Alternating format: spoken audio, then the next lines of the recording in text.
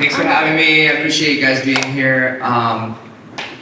So I don't have like a 20-minute speech prepared. I have a few talking points that I wanted to go on, and then I kind of wanted to more open it up to a Q&A with you guys, because obviously the theme of abundance can be interpreted in many ways, and so it means to me a certain thing, but maybe to you guys it means something else. And so maybe you guys would want to ask questions that touch on basically what it means to you, and have questions for me on that kind of route of what the theme means to you. But basically, when I heard the theme abundance, to me the first thing I thought is kind of like the theory of abundance versus scarcity, right? And how people that are working in any career, when they have the feeling of kind of scarcity, like there's only a limited amount of jobs, limited amount of clients, limited amount of things, then it becomes a very competitive type of philosophy of the world. And when you have the philosophy of abundance, and there's more than enough to go around, then I think you have the ability to look at other people that do the same thing as you as possible collaborators, possible partners, and a lot of that comes from, at least for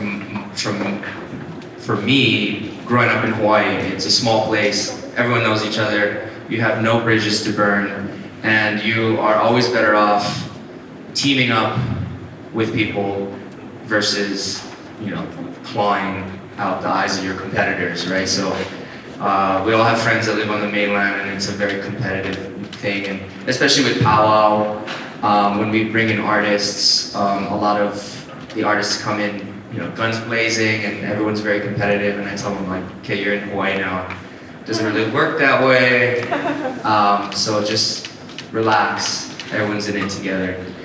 So that's kind of like my idea of the theme. So I'll basically kind of go through, this is just going to be a random like assortment of images, so like if you guys have questions and stuff, just, this is just like, I'm not specifically talking about any of these things, but I'll just kind of run through a little bit of background of me, and I think that kind of kind of shows why I have this attitude of the world. So I was born in Jerusalem, Israel. My dad is from Israel, and my mom is born and raised in Hawaii. She's Japanese Korean. So we come from, my parents, I'm a Hapa boy. Parents are from very, very different backgrounds. We lived there until I was about 4 or 5, and then moved here. So I wasn't born in Hawaii, but definitely raised in Hawaii. And my auntie always used to tease me because she said you had a thick Israeli accent when you were 4, and then now you just sound like a local boy, which is not as exciting. So I guess I lost the accent. I'm still bilingual. I still am a dual citizen. We still go back there a lot to visit. So going back there every year with my family, we traveled a lot, so that gave me a really broad kind of perspective of the world. Grew up in Hawaii Kai, went to Ainahaina Elementary, where my eldest daughter goes to school now, New Valley Intermediate, and graduated from Kalani High School. Went to college on the mainland in San Diego, at not an art school. And I did that on purpose, just because I wanted kind of a more well-rounded education. Every time I went to art school, they would say, you don't have to do math, science, all of that stuff that you hate, you can only do art. And that's the way they were selling the schools, and to me that kind of turned me off, because it is my passion, but it's not necessarily what I want to do all day, every day. I think some people are obsessed with their passion, and that's all they want to do all day, every day. But people ask me, like, what do you draw for fun in your free time? I don't draw in my free time, and it's my job. When I have free time, I want to go surfing or hang out with my kids, have a beer with friends. So that's kind of the reason why I chose the University of San Diego, not like the Rhode Island School of Design, where I went to go visit, and all these places that were so intensely art-based.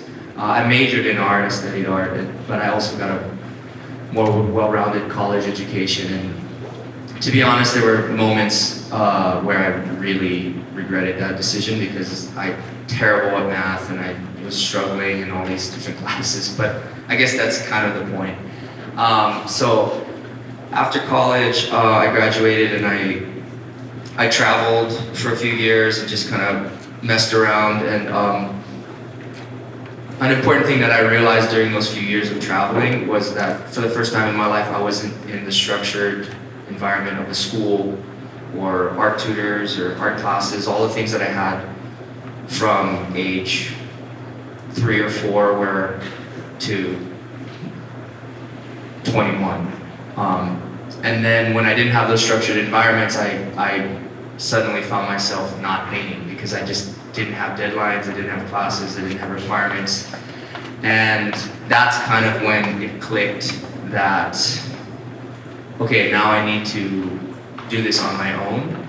And that's kind of what really flipped the switch for me to really pursue my dreams and do it myself, and not that I needed to do it myself. Once I started building, trying to become an artist, obviously I had no clue how to do that, but you just kind of learn as you go and figure it out. There's no degree. I mean, my brother's a veterinarian, so there's a very structured kind of route that you need a specialized degree in these things. With an artist, it's like there's just no manual and there's no handbook. And even if you meet an artist who is working, your route could be completely different. So it's kind of a very organic road, let's say, to travel. My parents were creatives, and they have always been very creative and very open-minded, and they were very supportive. So the typical Hollywood scenarios, like nobody believed in me, and they all doubted me, and I proved them wrong, right? It's this very dramatic thing, but I mean, I grew up in the complete opposite. My parents really couldn't be more supportive. They actually would kind of get annoyed at me when I wasn't painting and wasn't kind of developing what they felt was a God-given talent. So, I think, it's like growing up in Hawaii, that like aloha spirit, right? It's like a lot of, like, I don't know if you guys listen to Joe Rogan, but he's always talking about like, the most creative people I know are always from messed up situations, and that's how they like developed there. And I'm like, nah, I grew up in paradise, surrounded by aloha all the time, and I'm a creative person, so you don't have to, it doesn't have to come from this dark kind of deep part of you. Like, it can come from love and light, and I think it's an advantage actually to have that luxury, right, of seeing the world in a very rosy filter, and I think putting that into your creativity. Anyway, so my parents were very creative. They and my dad would go to a lot of creative retreats on the mainland, like in Santa Fe and stuff, and they had like bungalows that you stayed in, and there was communal studios, and so he wanted to build a place to house artists. So we had this property on North Shore above Foodland in Pupukea Heights, and my dad, who was a sculptor but also a contractor and did many things, he decided, okay, we're gonna build this big house that can house all these artists. So while I was traveling after college, we'd travel, work for my dad, and so I helped him build this house. And right at the tail end of the house being built, I was talking to my friend Daniel Ikaika Ito. I don't know, I'm sure most of you guys, a lot of you guys know Ito, everyone knows Ito. But he was like, oh, do you know this guy Jasper Wong? And I said, yeah, he's a high school classmate of mine at Kalani. And he said, oh, he's doing this weird art thing. You guys are weird. It's like, he wants to like paint all these paintings and then black them out at the end of the week and like have this like collaborative thing. It's like weird. I don't know why you guys would destroy all the art. And I was like, that's awesome. So he was like, oh, yeah, the only thing is Jasper's like looking, he doesn't know where to house all these guys. It's like 8 guys. It's like a lot of guys. Now, I mean, we have like 100 something artists, so like, but 8 at the time was like, oh my God, where are we gonna put all these guys? And he was like, yeah, but we're thinking maybe North Shore House because they have all those big beach houses for all the surfers. So I was like, dude, this is kind of a weird meant to be moment because we just finished building a house for creative retreats on the North Shore. It was like literally exactly what Ito was describing. And 5 minutes later, Jasper called me and he's like, hey, I talked to Ito. He said, you have this house and do you want to do this thing? And do you remember me from high school? And I was like, yeah, let's do it. So that's, Powwow was just born kind of like that. It was like this small gallery show. And the main idea behind it was to just get a few artists together in a space like this, like a big warehouse space, and paint on, so instead of flying in finished pieces from their home countries and just hanging them up, fly them in with no art, and then just give them blank canvases, have them paint, and then open the process up so people can come in and watch them create. So that was one of the founding principles was the process of creating art is just as important as the finished product. So open up that process to the public or to other artists or to whoever wants to see so that they can be inspired by the art being created in front of their eyes and also to see the roller coaster that it is to create and the mistakes that are made and the ups and downs and how it's a process, not a straight line. And then the second founding principle was just collaboration. Like we have friends from different parts of the world. Let's put them in a gallery and they can have their own canvas, they can share, they can move around, they can hop around, they can. So the whole point was like, it was just like this big melting pot of art. And again, I think a lot of that comes from Hawaii and where I was from. I mean, I'm a Hapa kid. I come from this super weird mix of like, my dad is Jewish and my mom is Japanese and Korean, and it's like this, like, couldn't have been more culture shock to both families when they got together. I have a lot of funny stories about that, but I'll save those. But so yeah, just the idea of like the mixing of cultures and the melting together of different things. You know, as a Hapa boy, you're always like, oh, I'm a poi dog, I'm a mutt, right? And those kind of have negative connotations. But to me, when you mix things, I call it a hybrid, right? Because that's kind of like 1 + 1 = 3, right? It's like, and again, we're talking about abundance, talking about, you know, more than enough. So to me, when you think of the world as like an abundant place with lots of stuff, then there's room for mixing of different combinations that create all these different hybrids.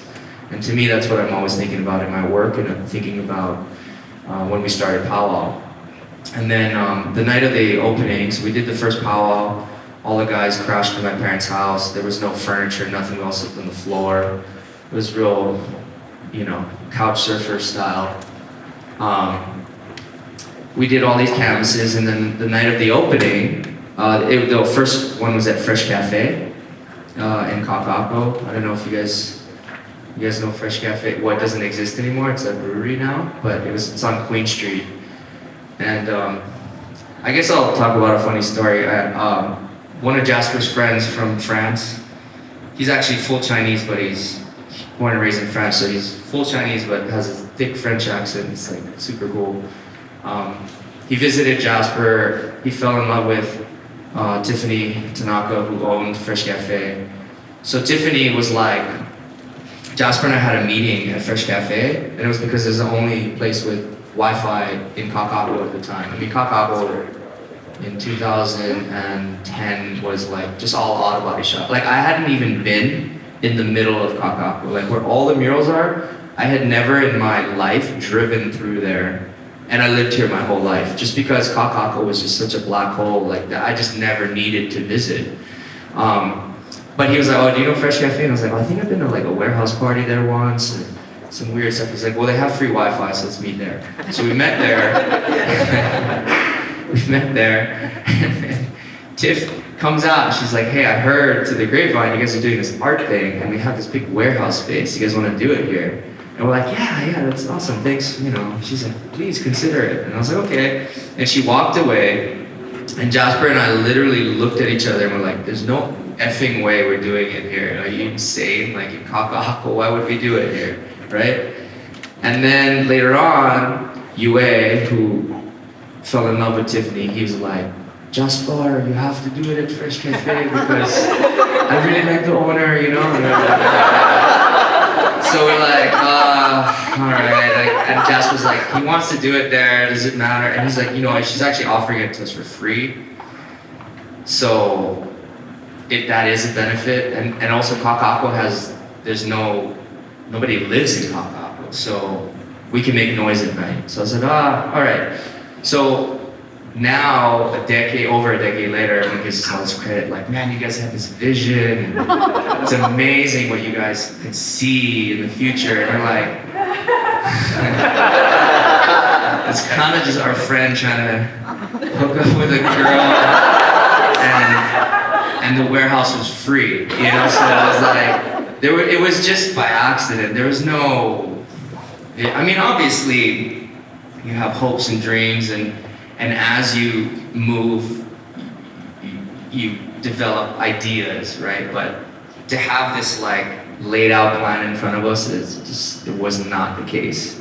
But I think it's a good story. It's a good thing to realize because, you know, I have a lot of people that are like, "I'm trying to start, I'm just trying to think of an idea, and I can't figure out what I want to do." And it doesn't have to be art in anything. And I say, I think what's more important is just to do something, anything, and then just pivot, right? So, okay, we don't know where we're gonna do it, but let's just do it. And if Kakako is a dead end, then we'll just do it somewhere else the next year, or we just won't do it again, or whatever. But like, let's just do something, because you can sit and think and analyze about what you want to do forever and ever and ever, and then you'll never know if it's gonna be any good.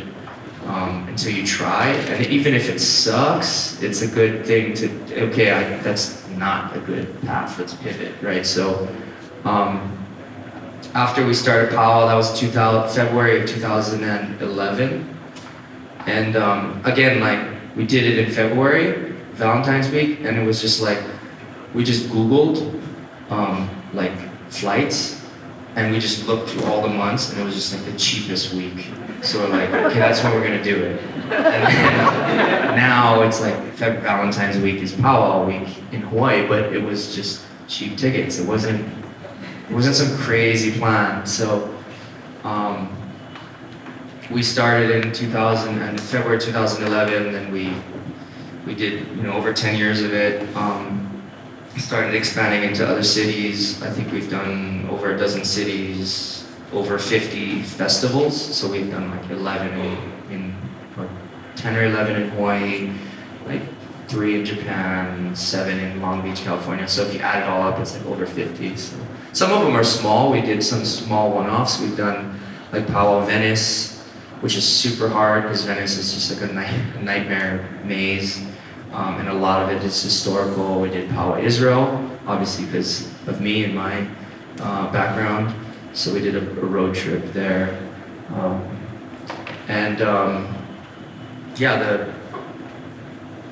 Yeah, the rest is history, I guess. Another interesting thing that I note is that I grew up painting. I never painted graffiti, and I grew up in a very more traditional route where, you know, like life drawing classes at the UH and in college where you have a model sitting there and, you know, sketching. And I'd studied a little bit in Europe. So a lot of people think that I have this like kind of graffiti background just because Powwow is so graffiti heavy. And it's, you know, the way I describe it, because I have a lot of friends from Kalani that did write graffiti, and I kind of described it as like, all of my friends were breakdancing, and I was dancing ballet in high school. So like I was kind of like, we were both doing art, but I was kind of doing like a less cool version of it in high school anyway. But it's kind of cool because now we all intersect, right? We all are artists and creatives, and we all appreciate what each other does. So like, whether I have friends that are graffiti artists, or street artists, muralists, tattoo artists, musicians, whatever it is, like now as adults we can all appreciate kind of each other's creativity. So I grew up very painting on canvas, like the traditional way, and never painted a mural. So when we started Powwow, it accidentally grew into a mural festival because the night of the opening, some of the guys started spray painting on the wall outside of Fresh Cafe. And we're like, oh, that's kind of cool because we have the two founding principles of the opening the process and collaboration, and murals lend themselves really well to that. So let's do a few more murals. And just asking around, we thought nobody would want them, but the next year we had like 20 walls, and we were only expecting to have like 2 or 3. And we still had the canvases inside the warehouse because that's kind of what we did the first year, and they were completely blank. Like none of the artists wanted to paint inside. Everyone wanted to go run around and paint murals. So that's how Powwow became a mural festival, just kind of organically. And again, it's like when I talk about the pivot, it's like we started Powwow, and then we saw that this was kind of hitting a nerve, or this was successful, and then so we decided to go that route. And it wasn't like we even planned to have murals. And at the time I had never painted a mural, obviously I was inspired by the guys that we flew in and saw what they were doing, and I decided, you know what, let me try this. So I started to try to paint bigger and bigger and bigger, and actually the kind of biggest aha moment that I ever had was, I think in February of 2013, that was the third powwow. It was the end of the week, I was completely sleep deprived, I was just dead. And we got offered this wall like the last 2 days of the week, and I said, and Jasper called me, he's like, do you want to do this wall? And I said, you know what, I'm way too tired. Like, there's just no way. And then I hung up the phone and I was like, you know what? This is an opportunity, and I can sleep next week, and then when I'm rested, I'm gonna regret saying no. So, F it, I'm gonna do it. So I called him back, I said, yeah, tell him I wanna do it. So he said, oh, Roan, who's an Australian artist who also does portraiture, I called him right after you, and he said he's kind of too tired, but maybe. So he said maybe both of you guys can do it, and then you can like summon the energy of one healthy man. So I said, okay, yeah, that's great. So we did that. We got together, and then Rowan always paints in grayscale, and I always paint in color. So I said, I'll teach you about kind of some of my color palette, my theories. And he was like, oh, okay, I'll teach you some of the tricks to paint bigger.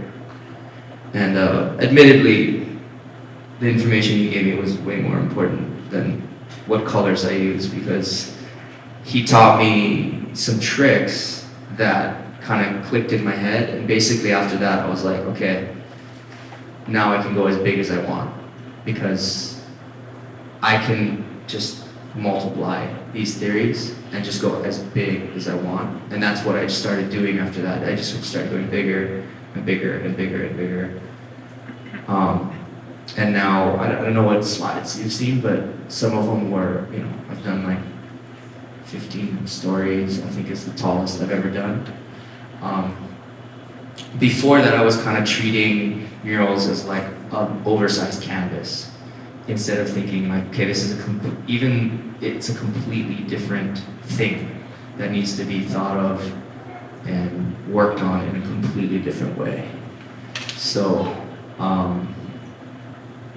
yeah. Yeah, so That's actually a good question because, right, I said I suck at math, and I do. Now all of a sudden I have to be like a mathematician over there, like figuring out like measurements and angles and yeah, everything has to be to scale. So the way that I describe murals, okay, so when you study art in school, you're always encouraged to have this very organic process, right? Okay, you touch the canvas, stand back, and then completely demolish one part of the canvas and redo it. It's this very like creative, organic process. And what I tell new guys is when you paint murals, you cannot afford to be like that. It's like you're more like a contractor. Like you have to have a blueprint, have a plan, and then work out all the kinks on paper or on the computer or on, and then apply it up. Because if you want to like stand back and change the face, and the face is like 10 feet tall, it's going to take you like a year to paint this thing. So it's much more like a measure twice, cut once type deal, which is like a saying in carpentry, right? You measure twice, cut once. So again, that's like another thing when I said I had that aha moment. It was like, just changed the way I thought about murals. And that mural that I did with Roan is the one of it's a portrait of a girl's face looking up. It's by UFC Gym. It still exists, it's really faded. And it exists because it's so special to me, so every powwow after that I was like, we're not painting over that, sorry. It's like, because was my then girlfriend, and now she's my wife. So you can still go back there and see it, and that was like the life-changing mural for me. Do you want me to talk about like how I scale? Because that's like always the question. Yeah. Question. Who is this person you're always painting? That's my wife, Shauna. So Shauna, she's my wife. She's again, okay. Everyone's like, you have this plan, and you always paint and inspired by your muse. And yes, my wife is very much my muse, and very much someone that I love to paint, and I very much know her face. So I've painted her many, many times. But a lot of that was kind of like all the stories of the practical. It was just the practicality of it. Like she had a pretty face, and she was a free model who I could get inspired and be like at 11 p.m. like, can you put on makeup? I'm gonna take some photos of you. And she's like, no. And I said, so, when I started out, I painted my wife, and she was just an available model. Right now, I kind of can afford to take more time and maybe pick a different model. But yeah, in the beginning, it was just like a practical thing, right? And you just use what you have around you, and you don't have money for some big crazy photo shoot, right? So, and it's funny because she was actually the one that was encouraging me to paint other people, because she's like, I think people think you can only paint me. And I was like, if you can paint one person, you can paint anyone, right? She's like, I think people think you can't. So I said, okay, well, I'll paint someone else. And then I started painting, like I painted a few other girls, and Shauna's getting texts like, who is this word, like it was like I was cheating on her, like, and then there's rumors that like our relationship is on the rocks because I'm painting other girls, and I was like, she encouraged me to paint other girls. I was like, I don't know, I obviously the art is a very personal thing, but people really saw it as like a visual representation of our relationship. And then when I painted another girl, it was like, what do you think you're doing? I'm gonna tell on you. And I was like, it's a mural, everyone can see it. It's not a secret. So, yeah, that's Shauna. So, yeah, the scale. I'll talk about the scale. So, the easiest way, there's a lot of different techniques. Some people project. Obviously, when you go really big, you can't project like 15 stories up. It's just too big.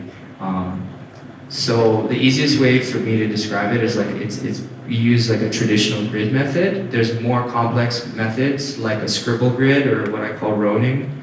Um, there's like all different kinds of ways, but the most traditional and basic way is like if you had a 10-foot by 10-foot wall and you had a 10-inch by 10-inch piece of paper, and then you break it up into 1-by-1 grids. So you have A1, A2, B1, B2, and then you just draw a sketch on that piece of paper. And you make an outline of a face, and then you just take A1, which is 1 inch by 1 inch, and you go up there, and then you have 1 foot by 1 foot, and then okay, there's the corner of the head. Okay, I'll just draw that. Okay, D3 has the corner of the eye, and slowly you can apply a sketch. So if you take that and then you just extrapolate it to like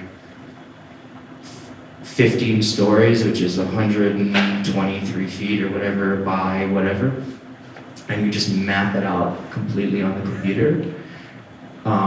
Then I put it on my phone and I have just basically a grid that just, a map, a blueprint that tells me what goes where. So buildings like the one on the side of the freeway on the Lunalilo exit of the girl's face, that one has windows. So those windows are really helpful because I could use those windows to pinpoint, use them as reference points, right? If there's like a gutter or a window, a door, you know where it sits on the face or whatever you're painting. One of the best types of buildings is like CMU. So CMU is like a cinder block. Cinder blocks are 8 inches by 16. And the best part about that is it's a built-in grid onto a wall. But also, usually when you have a grid, you draw in the squares. So when you paint over it, the grid it disappears. But with brick, you can always see the bricks, no matter how many times you paint it, you can always see the outline. So your grid never goes away. So you can paint over and over and over, and you always have that grid there, and you don't have to worry about it going away. So that's kind of the easiest way for me to describe how I scale. But yeah, it's very mathematical, very calculated. There's no, I've heard Weiland talk about like, I close my eyes and imagine myself across the street, and then I wave at myself and I see that I'm at this part of the fin of the whale. It's total bullshit. There's no way that he does it like that. It's a very dramatic, cool sounding thing, but it's just impossible. I mean, maybe if you have like some crazy photographic memory, I'm sure it could be done, but I don't work like that, and I would put money that he doesn't either. But yeah, it's a very like calculated thing, which kind of, like I said before, to some would seem like a contradiction of creativity being this, needing to be this very organic thing, and then the very calculated part of measuring and mathematics and painting murals. Some of the most time-consuming stuff that I've ever done is I collaborated on a mural on the side of Bishop Museum, and it's a girl, holding light. I don't know, maybe you guys have seen it. But around her are some patterns. They're like Polynesian patterns, and that were done by Corey Tom, who's a good friend of mine, and he does traditional Hawaiian tattoos. So he does all those patterns. Those are his kind of part of his work. And measuring those triangles took longer than the whole portrait ×3, because it was so mathematical and had to be so perfect that it took like an insane amount of math to get it, because you have to have all the triangles in the circle, you have to have this right amount of triangles, and you have to make sure they're all the right size, and you have to measure it out beforehand, because otherwise you get to the end of the circle and it doesn't match up. So stuff like that is way harder and takes a lot longer, even though it's seemingly very simple and graphic. Any other questions? I guess, yes? I had a question about your mural with personal Yeah. Duke. Uh-huh. How do you prevent it from fading? It's a world-class mural. Yeah. How do you, Is that part of the plan, or do you just expect it to fade over time? Well, so you guys could all hear what he was asking. Yeah. So yes, fading is part of the part of being a mural. It's like even fine art in a museum. It needs to be restored. It's not something that is meant to last forever. And part of the founding thing with powwow was like, the process of creating art is important. So that's why we blacked out a lot of the pieces, because it was like the finished product is not important. And a lot of it is, had to do with the guys coming from graffiti. So when you paint graffiti, it's illegal. If it lasts a week, you're stoked. If it runs for like a year, you're like, oh my God, I can't believe that lasted so long, right? So these guys are used to just painting, and it leaving, and it's part of the organic nature of the city. The city's growing, and the city is like a living thing, right, to graffiti artists. So when we started, again, just because of practical things, we used junk paint because it was cheap. We didn't prime the walls. We didn't clean the walls. So a lot of my earlier murals just faded and would wash away with the elements. And then as I gained experience, I learned how to counteract those things so that they last longer. So with the CreativeMornings mural, I did it as as properly as I could. So one of the main things is you prime the wall. So primer is like a two-sided tape. It sticks to anything, and then anything sticks to it. So when you prime a wall, that really helps with the life of the wall. And then, again, these are all like commercial painting terms. They're not like artist terms. These are like when you talk to like a commercial painter who paints big buildings, they'll tell you all these things. And this is the things that I had to learn from people like that, not from artists. And again, like, it's frustrating. It's not frustrating, but it's a little like, you get a little antsy because you're there, everyone's ready to go, and the first 2 days you're just painting blank white, and you want to start on the creative part. You want to start on the nitty gritty. One, because you're kind of excited. Two, because maybe you're nervous and you just want to just start, and then you have to paint just white all day. But it's worth it because the mural will last maybe 10, 20 years, not 2 or 3. And then after you paint, we usually clear coat the wall. So the clear coat is kind of a material that's used for like, what I use anyway. There's all different types, but the stuff that I use is like for decks, like, like in your house. And it's made to protect the wood, so that kind of stuff is what I use. And it's just a clear coat that helps protect the mural from UV. And then also using exterior paints. So exterior paints have like a UV thing in it versus interior paints. And all of these things are like just all the technical parts that I had to learn as I went. And a lot of it I just learned from friends that are commercial painters and asking at Home Depot. I mean, when I shop for a mural, it's at Home Depot. It's not at like some art store, it's like all these big paint sprayers, and it's so much more like industrial kind of process than when I'm in my studio. So with priming, using good expensive paint and then clear coating, it depends on where the wall is. So if it faces north, south, east, west, it's getting different amounts of sun, but it's mainly sun and rain that are gonna affect the mural, and you hope that it'll last 10 years, but it could last up to 20 years.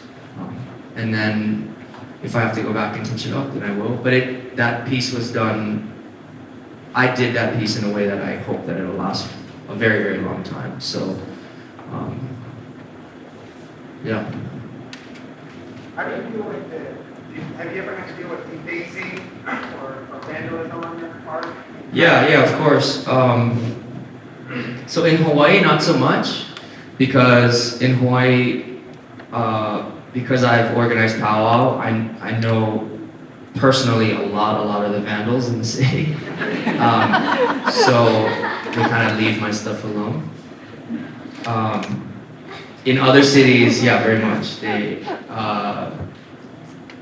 Sometimes it's unavoidable.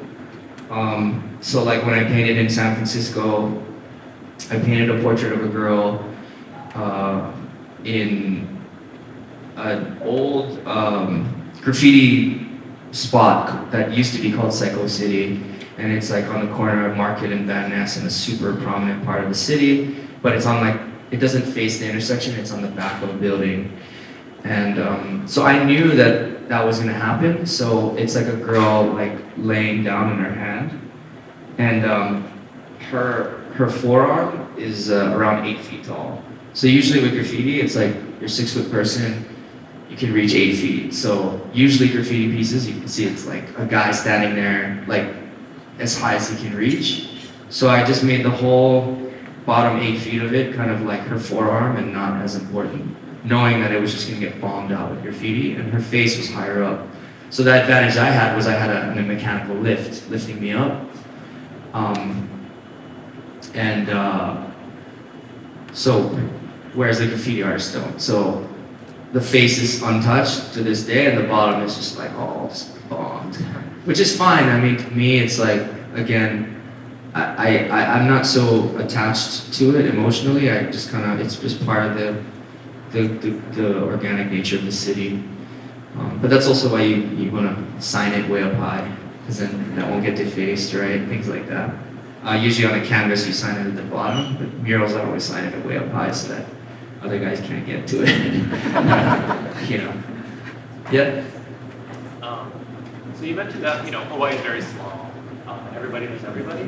So because of the scale of your work, and because you're so portrait-based, do you find anyone request like input about who you paint or like what the content is? The content of my work? So because you usually paint specific people. Yeah. I try to very much have a sense of place with my murals. So if I'm painting somewhere outside of Hawaii, I try to paint someone local, or at least think about the local culture and what's going to fit there. And this is out of experience with powwow, where we have artists from other parts of the world, and we fly them in, and they don't understand the culture, and they paint something that totally doesn't jive. So I always try to have a sense of place, and I think it's because I grew up in Hawaii, so the land, I know it's like always very important, right? And people are gonna call you out if you paint something that doesn't jive with the surrounding area, or isn't culturally accurate, or is maybe even offensive. But that being said, I do consider all the local people and the local culture and try to do that. But that being said, I also am a person, and I have a subjective eye. So I paint people who I am inspired by. So sometimes it's a little like, oh, you should paint this person. I'm like, I'm just not interested in that. Because I also have to stare at this person for like a month. So yeah, it's like I want to paint people that I kind of like. And also, I feel like I want to honor people that deserve it. So like when I painted Carissa Moore, like she's a great person. So I don't mind honoring her, because she's like a sweet person that I feel like is deserving of praise, right? Whereas other people, just because they're famous, so a lot of artists will just paint famous people because you can get a lot of likes on Instagram, right?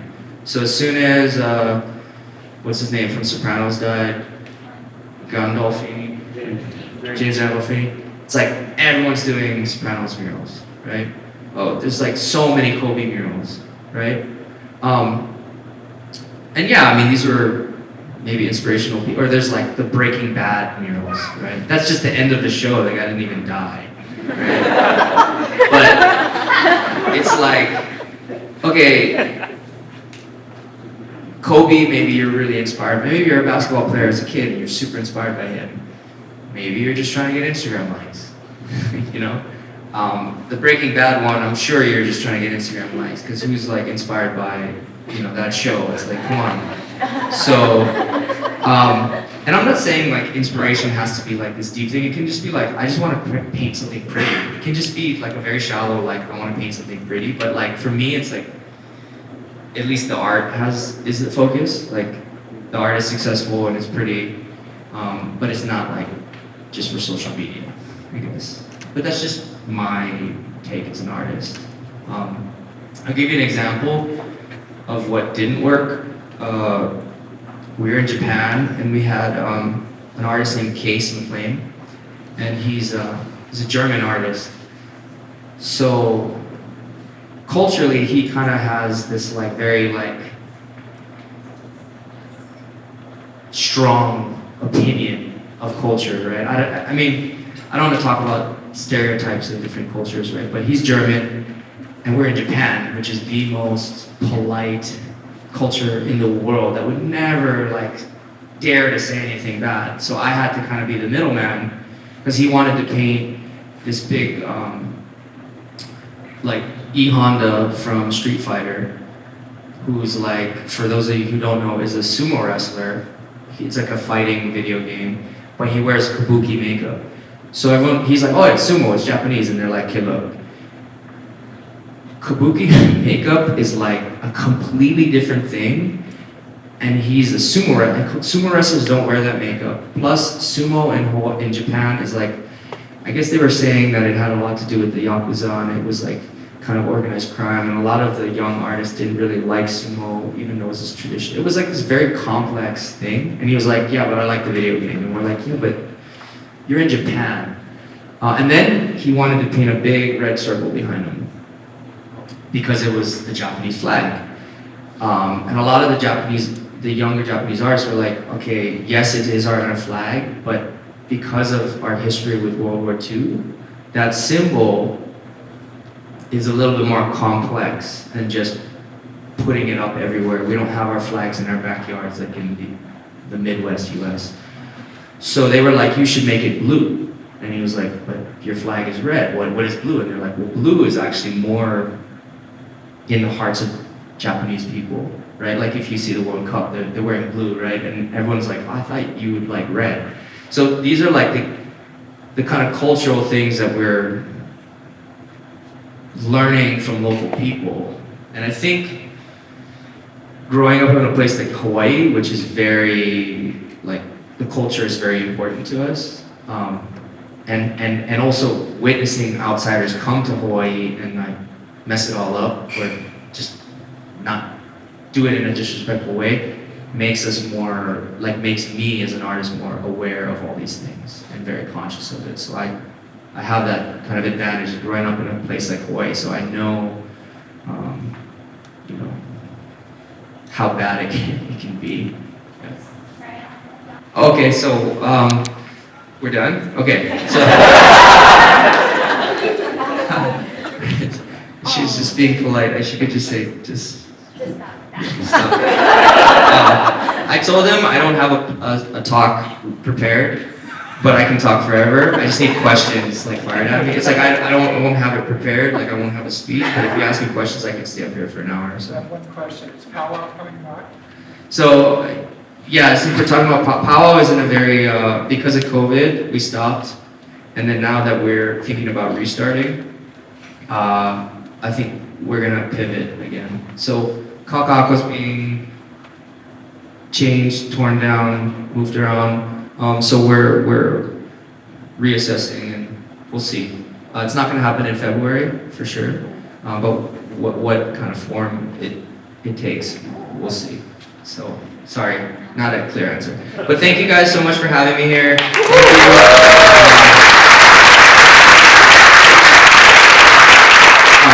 you guys have more questions, I'll hang out. If not, you can email me. If you just Google my name and look on my website, it has my email. And you can email me anytime, and or DM me on Instagram. And thank you guys, and hope that was informative and entertaining and not too boring. So, thank you. So we said some gifts here for you guys here, and then from Aesop.